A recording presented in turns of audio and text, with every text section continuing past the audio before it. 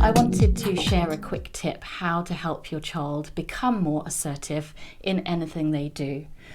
And assertiveness partly stems from the control of the voice.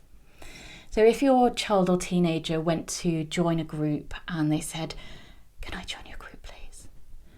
Of course, that doesn't come across as very assertive. It comes across as very doubtful, very shy, and they're not sure about themselves, and they'll probably even get talked over or get ignored because they're just not getting noticed.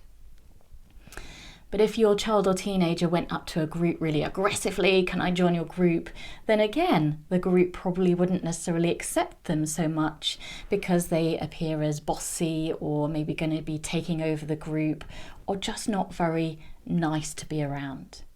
But with assertiveness, it's that strength in the voice, that self-assurance that commands attention. And so if your child or teenager went up to the group and said, "Can I join your group, please?" Now, of course, it's volume and tone that is equally as important. But when your child doesn't necessarily feel very good about themselves, quite often the tone and the volume will start to go down. So here's a way to help them increase the volume and strengthen their voice to become more assertive.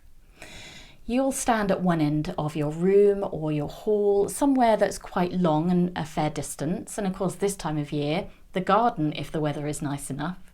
So you stand at one end and your child or teenager will stand at the other. And they are to recite anything they like, a short phrase, a joke, a line from a song, a short poem if they like, anything, or even, just something that you use as a family. Sometimes we have silly phrases that we use as a family, whatever it might be.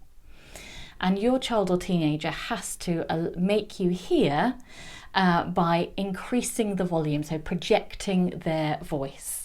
And if you don't hear fully that whole phrase or joke or anything like that, then your child or teenager needs to keep doing it, to keep repeating and strengthening and projecting their voice. So the volume of their voice goes up and you get to hear that whole thing that they were speaking.